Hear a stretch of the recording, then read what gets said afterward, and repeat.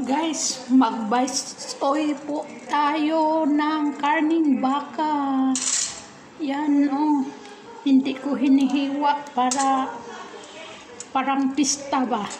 Pista kasi ng Tagbilaran, Bohol, Philippines ngayon. Kaya napag-isipan ko na magbasoy din ako ng karning baka. Ilagay na natin ang mga panako. Ayan guys. Yummy, yummy. Ilagay natin ang sili. 4 na piraso. Para mas lalong masarap ang ating binasoy. Ilagay na natin ang cabbage. Ayan. Sobrang ano na guys.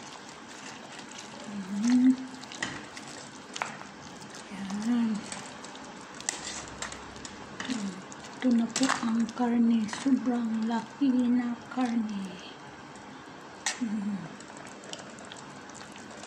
Yan pa ang isa. Yan. Basoy gayud guys. Mani sabaw na walay tihik-tihik. Basta bisdak. Sabaw dinagko ang karne. Dan na po ang ating sabaw karning baka o binasoy.